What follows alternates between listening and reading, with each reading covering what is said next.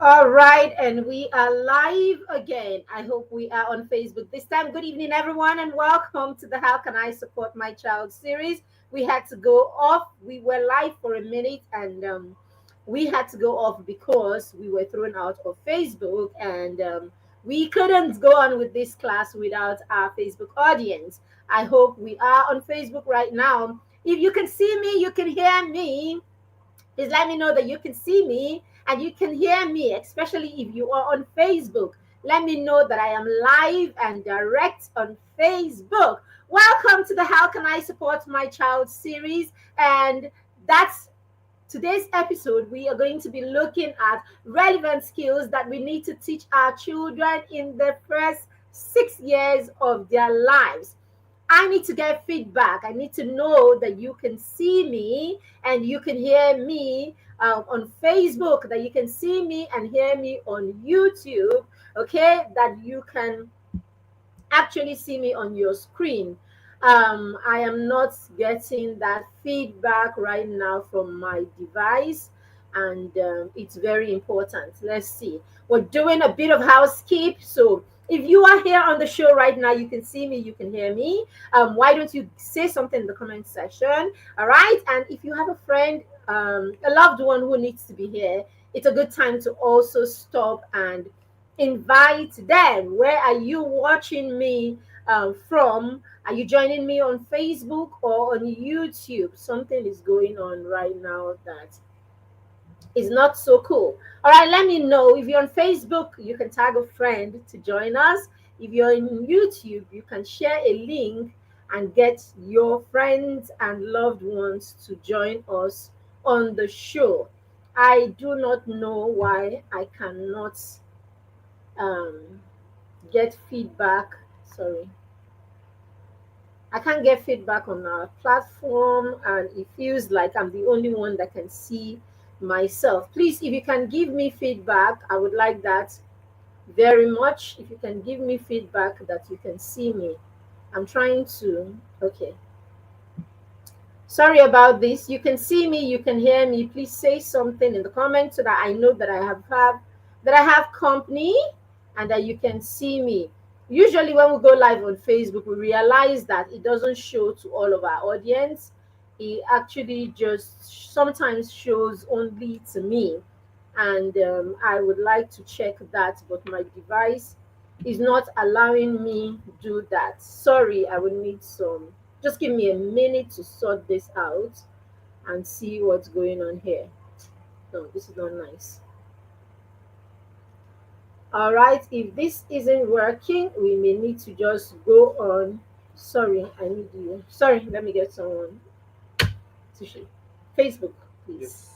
All right, sorry about this. All right, so in today's episode, we're looking at relevant skills that we need to teach or we need to help our children cultivate in the first, sorry, is it there?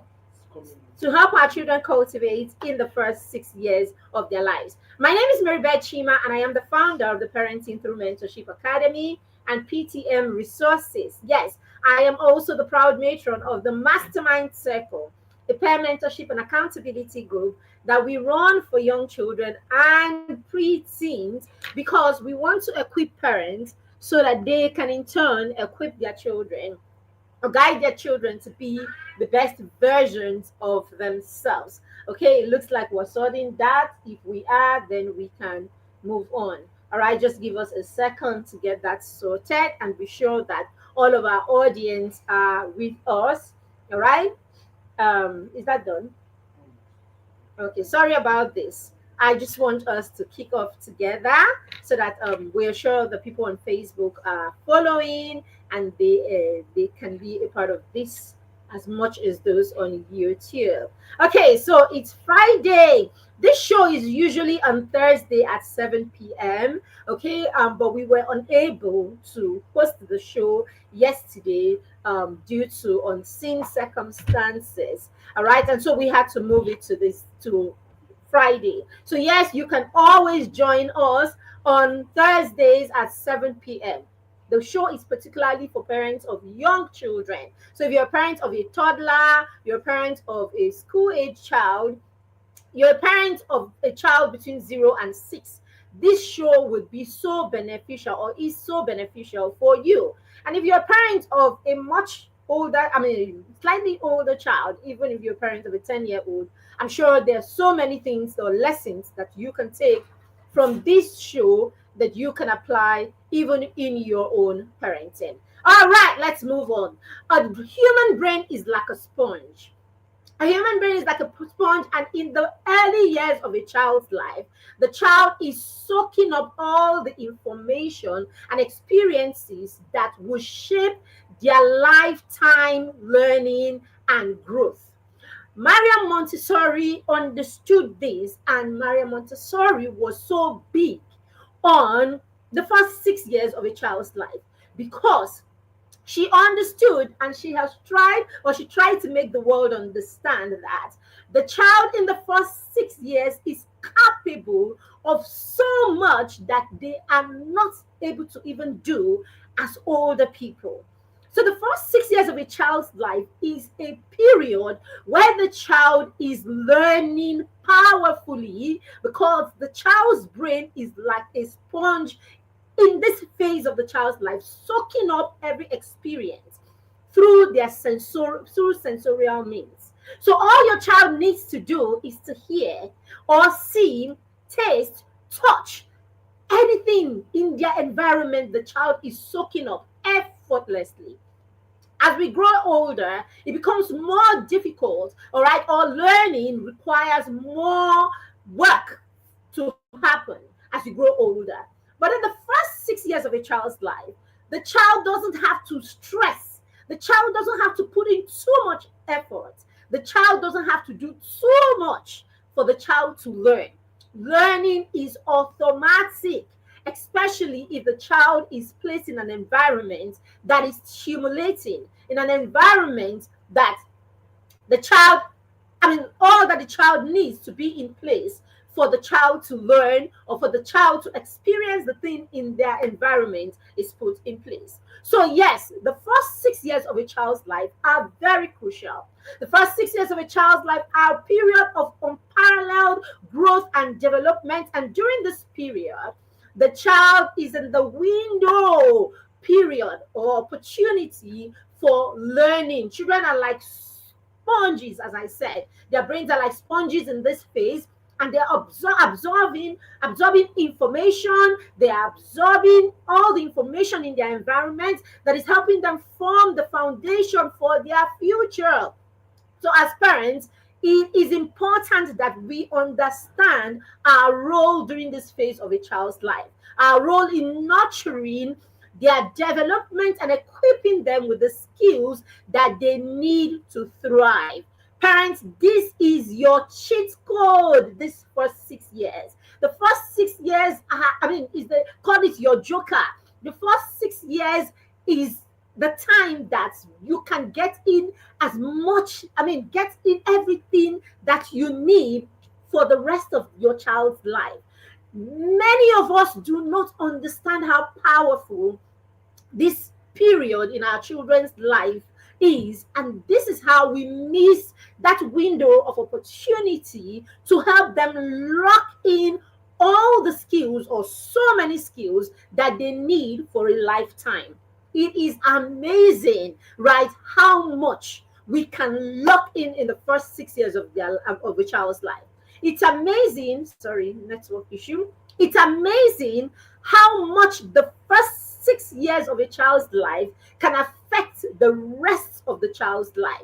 If only we know this as parents, if only we utilize this window of opportunity as parents, if only we listen and we dedicate time and energy, and put our energy and time into supporting our children and taking our role in the first 6 years of their lives seriously.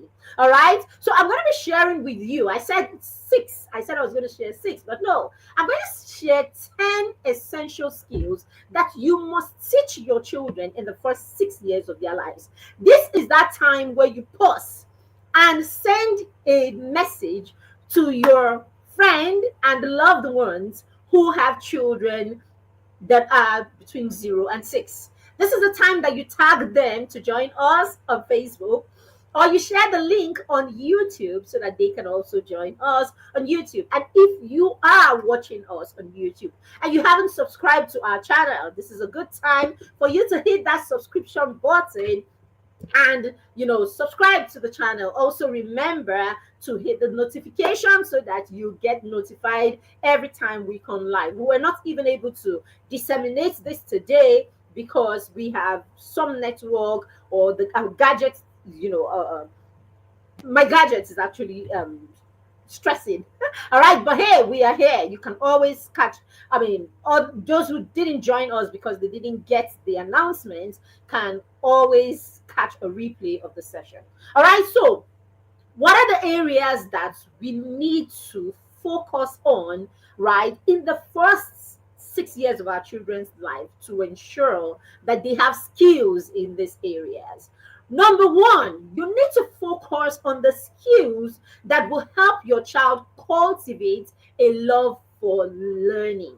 Parents, it's very essential that we are big on ensuring that our children love to learn and enjoy learning. You want to lock in that thing. You want to lock it in that your child takes learning as a natural thing. You want to ensure that you nurture, that you raise your child to be someone who loves to learn, who enjoys to learn. As it is, we don't even know what to expect in the way. The world is so fast paced today, right? And there's so many changes happening in the world right now that you can't even predict the next 10 years, okay, not to talk about the next 20 years. So I say to parents every time, the best way to prepare our children for the future is not necessarily sending them to the best schools in the world. The best way to prepare our children for the future is not necessarily amassing wealth so that your children have wealth to two generations to fall back on.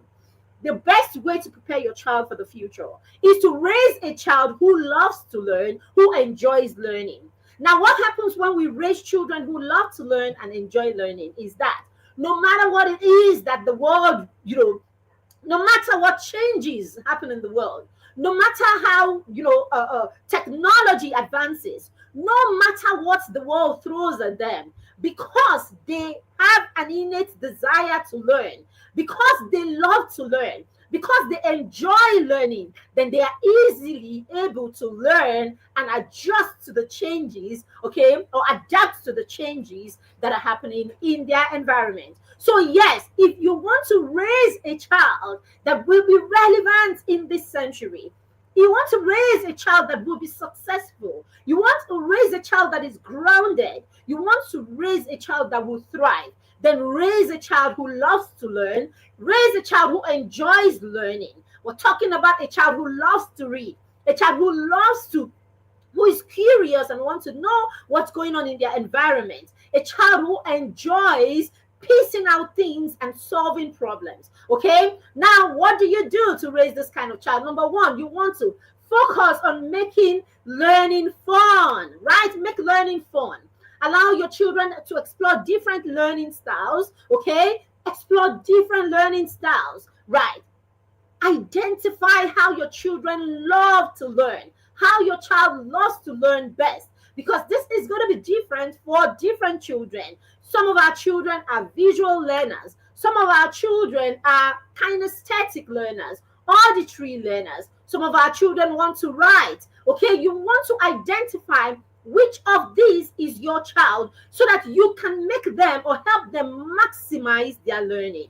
Reading is very essential if you want to raise a child who enjoys and loves learning. Okay, there is so much that your child can learn from reading information and understanding the world through written, through written materials. All right.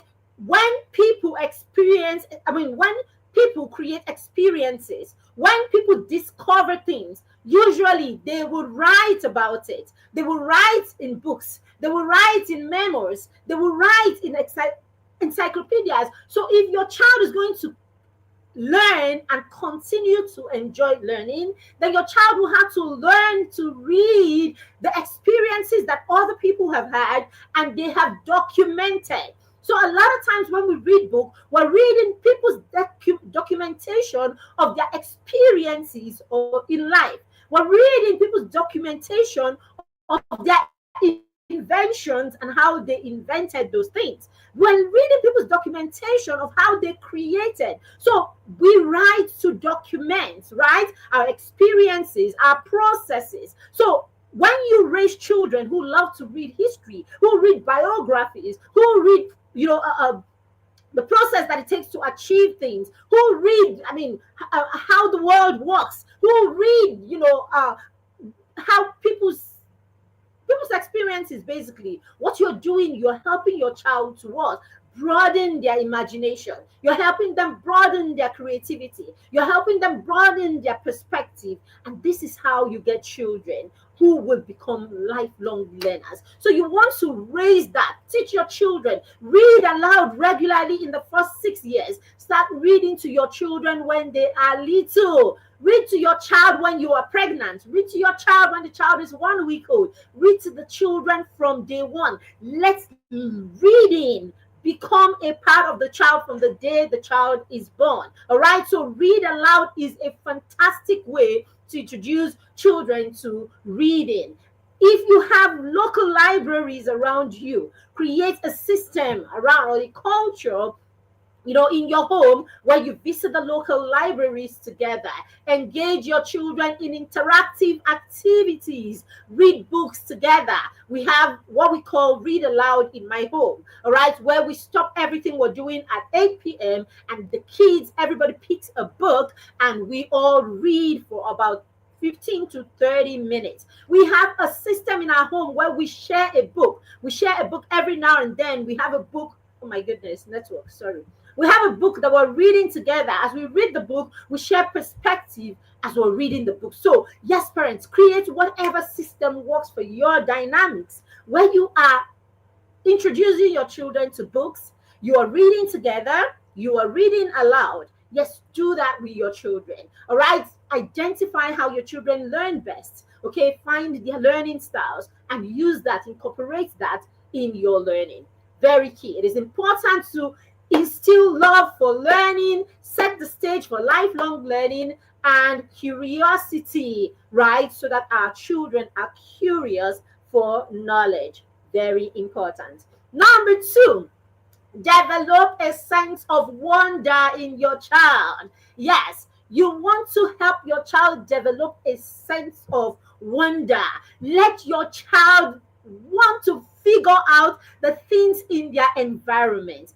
Teach and guide the child to understand the world around them. All right. So that's why you go to certain schools and there is a learning. There's an aspect of learning that is called understanding your world or something like that. Right. So they do that in early years. Right. So it's important that our children learn to understand the world around them naturally in this first 6 years of their lives. Nature actually pulls them to want to understand their environment. Nature pulls them to want to explore their environment. So when you see your children tinker with things around, when you see our children tinker with things around, when they throw your remote control around, when they pick up things here and there, try to feel them, try to taste them, it's because naturally nature is pulling the child to try to understand the things in their environment. So you want to intentionally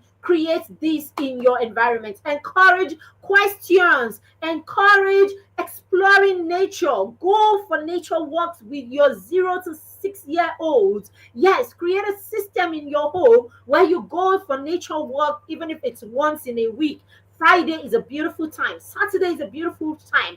Everything we do, what is important is that we create systems that can enable these things. Now, when we create systems that can enable these things, then it becomes a part of our tradition and it's not something that happens once in a while. So I always say to parents, especially parents of young people, if you want to incorporate certain things, you want to cultivate certain things, you want to teach certain skills, don't just learn about it and say, great, we will do it.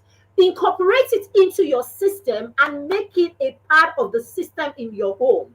Put it as something that happens at a particular time repeatedly.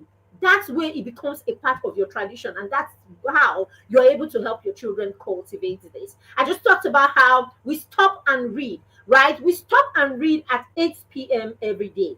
Now, I did this so strongly with the children when they were much younger. So, in the first year, my daughter is 9 years old. In the first 5, 6 years of her life, she knew that at 8 o'clock we must stop and read. We did that so well that, it has become a culture that even when these days that, my first is 15 and our daughter is almost 10. Okay, so these days that, we are not so, it's not one of the strongest, tradition that we have. Our daughter on her own will still pick a book and read. You will still see the children. Chances are, if they are not busy doing something, you will see them pick books and read because it has become a part of them. And a lot of times when I'm done working and I really want to settle in, at the end of the day, what you will see is that I will take a book and go with me to bed.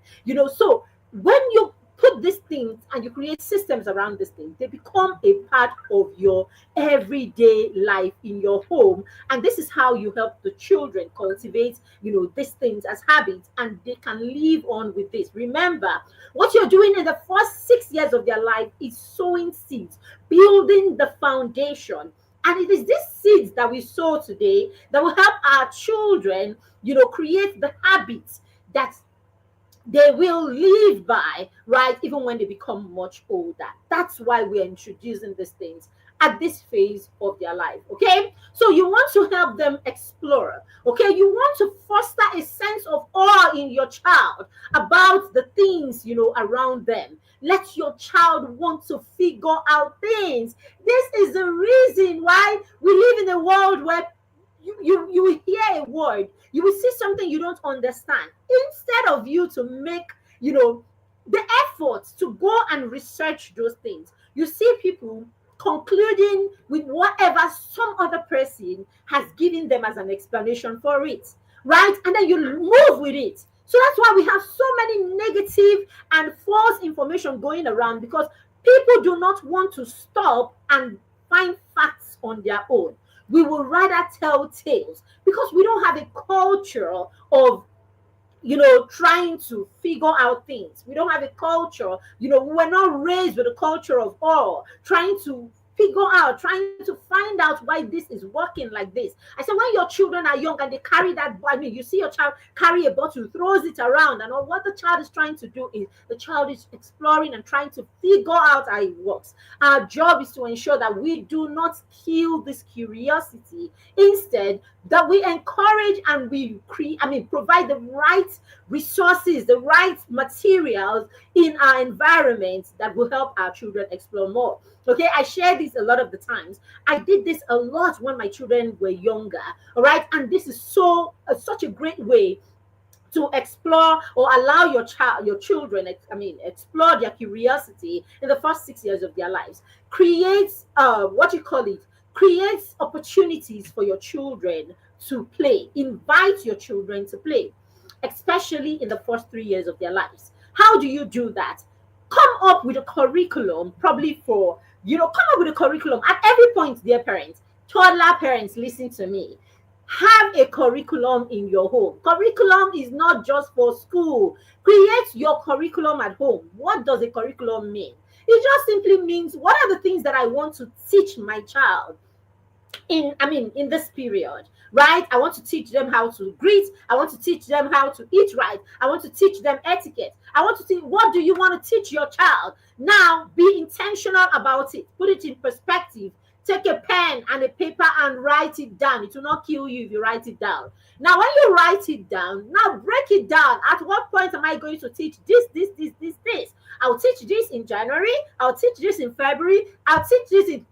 You are already developing a curriculum, So this is not that hard, right? Because we attach technicalities to these things. That's why when they say, oh, create a curriculum, you're like, I beg, they've come again. And why am I paying school fees? Create a curriculum in your home. It simply means be structured. It simply means be organized. It simply means be intentional. All right. And now break it down. What do I want to teach this month, this month, this month? And then how do I want to go about it? What knowledge, what information do I want to pass down to my child while I am teaching them about integrity? What am I going to pass down? What am I going to teach? What examples will I use? What stories will I tell? This is you already building a curriculum. By the time you put that in place, you have a curriculum to teach your child. So this is it. Now, what are the resources I'm going to need to make this happen and to make this fun? Remember, we said make the learning fun if you want your child to be a lifelong learner. Make it authentic. Make it everyday, an everyday activity.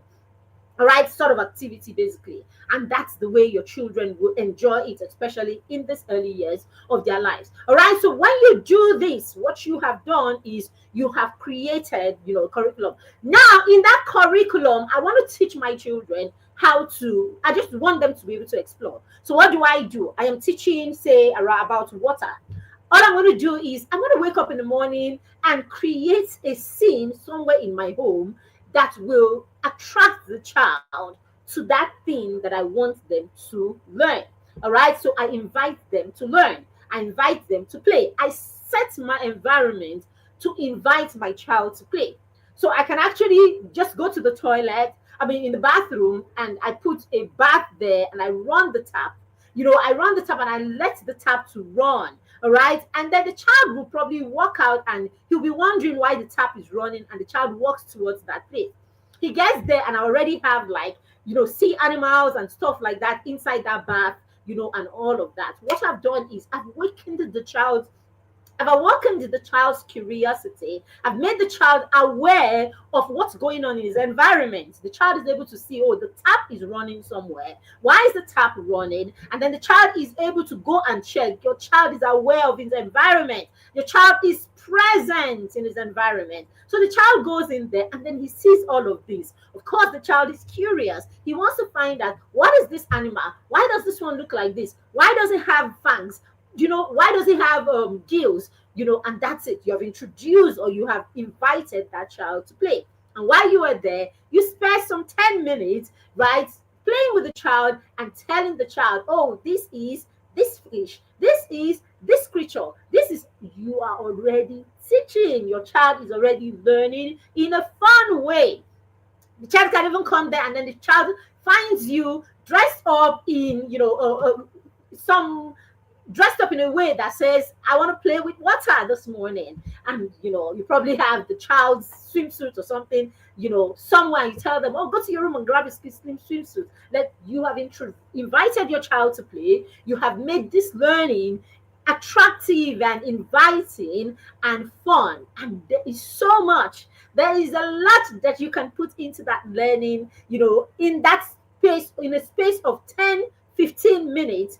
And you would have taught something that will remain with your toddler for the rest of their lives. This is what lifelong learning is about, dear parents. Okay?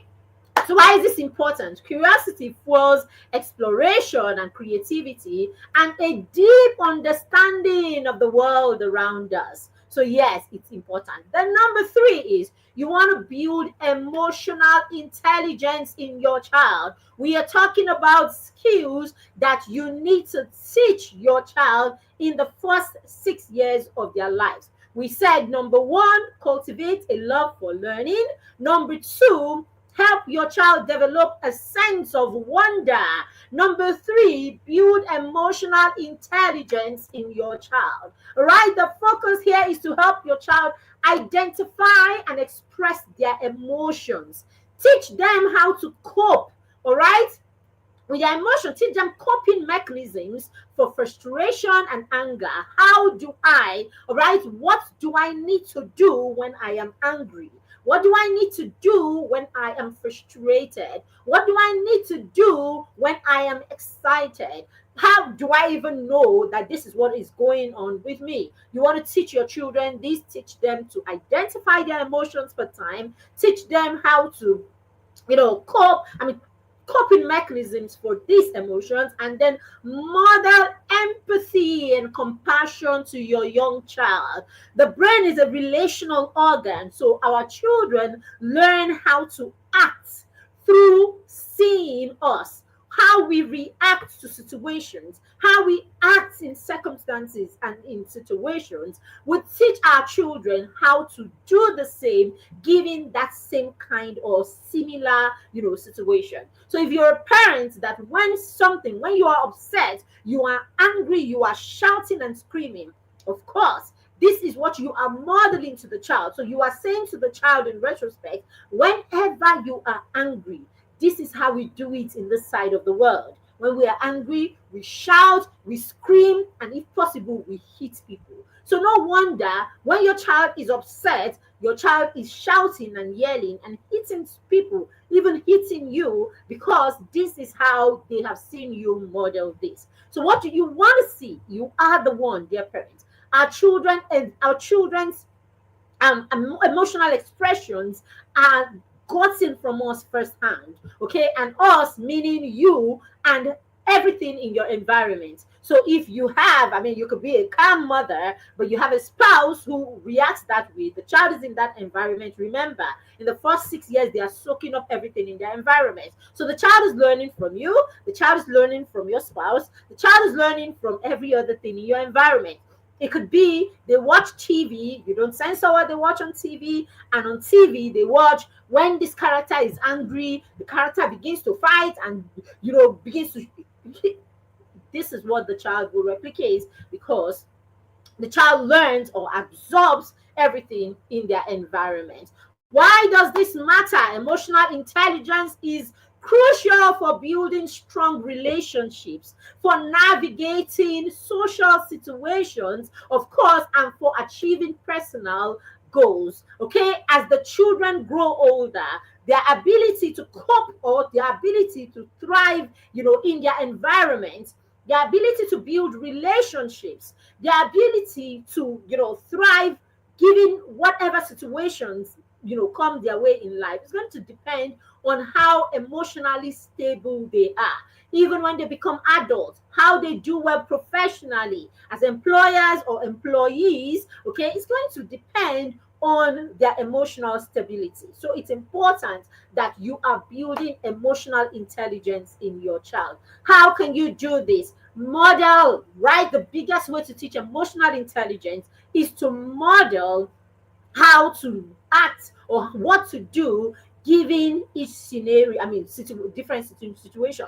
So you can role play this with your child. Okay, think of a situation or something that makes them angry or that can make anyone at all angry. Now act out together how to act when this happens around them. Read books, of course, that the characters have to go through different emotions. That's why reading is very key. Remember, I said if you want your child to be a lifelong learner, then you have to incorporate, right, reading, and you have to help them cultivate a love for reading. As they cultivate the love for reading, now reading becomes a tool for you to teach many other things. You can use reading to teach emotional intelligence. You can use reading to teach them academic success, right? So that's why I say to parents, say math and English shouldn't be your goal, right? When I see parents with children, 3 4 year olds with lesson teacher, I'm like, calm down now, relax. That's not the real thing. That's not the cocoa in this.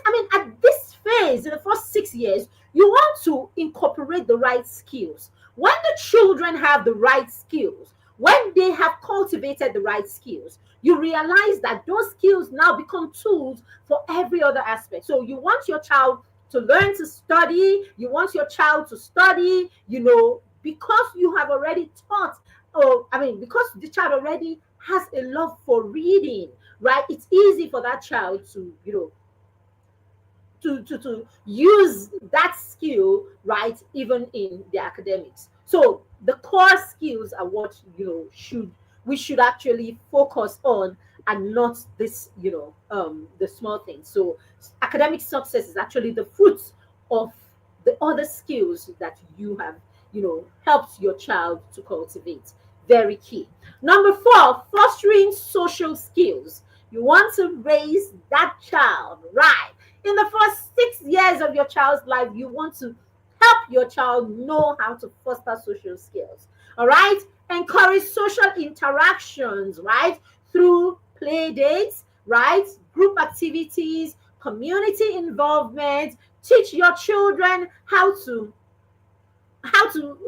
volunteer, right? To do things and to be helpful in whatever environment they find themselves. Teach them how to share the resources that are available to them, how to work in teams and cooperate with other people. Start by teaching them how to work in teams in your home where you work together. You can do the dishes together, you do the dish, and then you give the child to rinse it. When you do this, you're already teaching the child, how to work in team. Social interactions are very key throughout their lives, so it's important that we incorporate this. Teach your children how to resolve conflict with other people peacefully. So that's why play dates are very important. Okay, if you don't, go with them when they are young in the first 6 years of their life. Go with them for their play dates so that you are sure of the people that they are playing with, and you're sure of the values that these people have. All right, but don't lock your child up at home and say, we don't mingle with people. You are not doing right by them. You're doing them a disservice. So get them to go out on play dates. Get them to go out, to parks. Get them to volunteer in their communities. Get them to volunteer in their church, in school. Encourage your children to be people of service. It's very important in the first 6 years of life. Teach your child to be mommy's little helper. Teach your child to be daddy's little helper. Come back and take off your shoes and ask them to take them to the right place for you and wash their hands afterwards. Get them to run little errands here and there. When you're doing this, you're teaching them the power of service. Very key. Number five, help them develop creativity and their imagination. This is very key. All right, provide ample opportunity for them to do imaginative play. Get your children to do imaginative play such as drawing, painting, building blocks, piecing building blocks together, puzzles. Get your children to tell stories. Start by telling them lots of stories. Let storytelling be a part of your everyday life in your home. In the Mastermind Circle, our peer mentorship and accountability group that we run for our young children, we use storytelling to send home a lot of the lessons that we teach our children.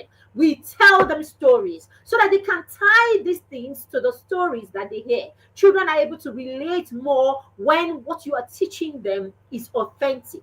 When they can relate to it, it looks or resembles something that they have felt, something that they have gone through, something that they have seen their friends go through, something that they have seen in their environment. Now they're able to connect or relate to this more. So use stories a lot. Why is this important? Creativity is essential for innovation and problem solving.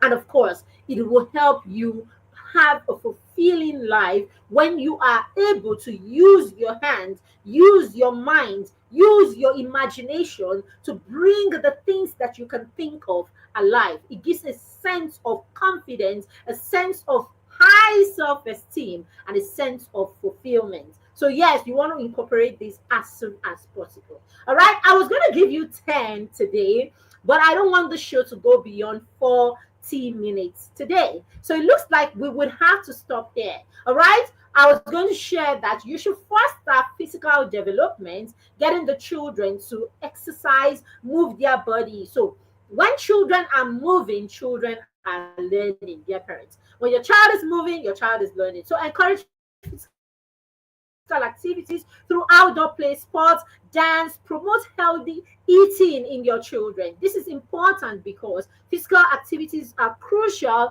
for physical, mental health, mental health, and building confidence in our children, help them to develop their fine motor skills, help them to develop their big motor skills. Basically, when children are doing this, our children they gain more stamina, they are more aware of their spatial awareness, right, and all of that. All right, the next one is building a strong foundation in language, all right, cultivating a growth mindset, and finally instilling a sense of purpose in your children. Okay, I don't want the show to go too far, so I'm going to have to stop here. All right, but let's talk about instilling a sense of purpose in them. Encourage children to find their passion.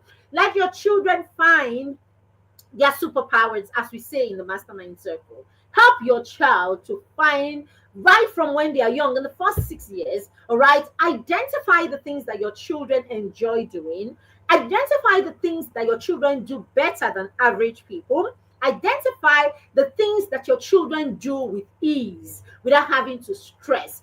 These, of course, are their gifts and their natural talents. Now, the next thing you want to do is you want to hone those gifts and natural talents. So be the one that introduces your child first to honing their natural talents and their gifts into skills, parents.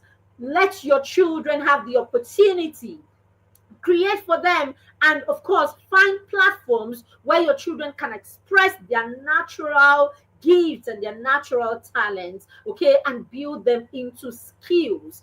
Let them build them into skills that will make the child valuable in that area. As the child continues to build the skills, your child is gaining mastery, and you'll be amazed that in just a matter of years, all right, the multiplier effect, all right, the constant practice will bring your child to that place where your child becomes a master in that skill as early as possible. Think about the Ronaldos and Messis of this world. Think about, the Albert Einsteins and all of these great people, right, who started changing the world early in their life. It's because the people in their lives identified their superpowers and allowed or helped them to start honing them, such that these children became so passionate, right, and became masters in these areas. So we want to do this for our children. This is essential because a sense of purpose gives life a meaning and direction. When our children have a sense of purpose, they have a reason to live.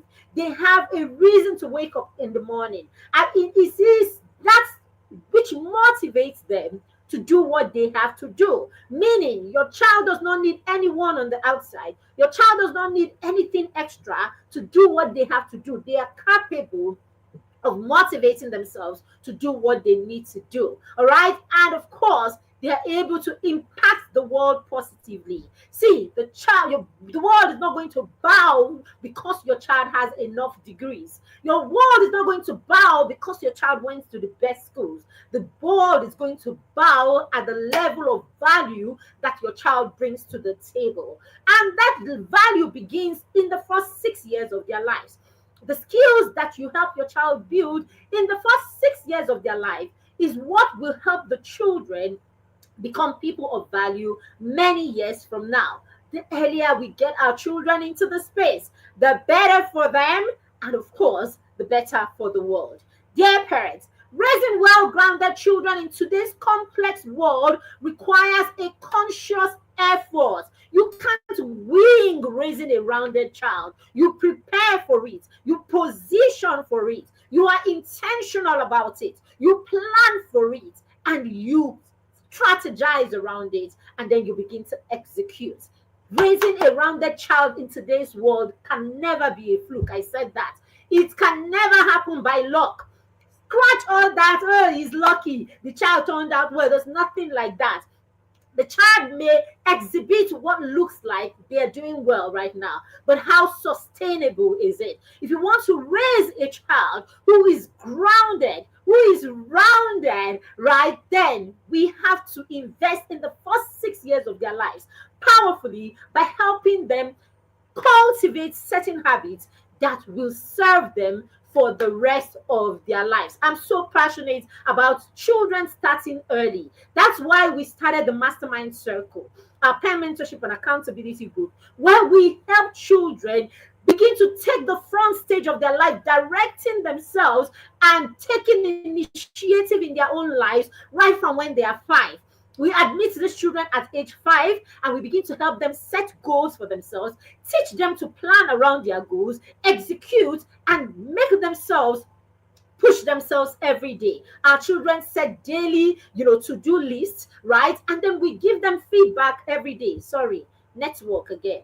Sorry, my network is shabby. All right, and we give them daily feed. We hold them accountable. That accountability is not a once in a while. It's a daily accountability that we provide for the children in the mastermind circle. So, dear parents, it is our duty to nurture children that will thrive in today's world. Let's remember that every interaction, every moment we spend with our children is an opportunity to plant the seeds of success and cultivate all that they need to be amazing humans that they were meant to be. You are a custodian of your child's future. You are a custodian of your child's destiny. Do not play with it. Many times, as parents, we make a mess of our children and we don't even know this through the way we parent them or through the knowledge that we refuse to seek or the opportunities that we refuse to give them. Thank you for joining me in today's session. I do not take it for granted that you are here today. Invest in your child's future today if they're parents, okay, by nurturing their minds, their bodies, and their soul. I hope that you have learned so much from this session and you are going to start implementing. Dear toddler parents, your child is not too young to start. Thank you again. Have a fantastic weekend and thank you for joining me.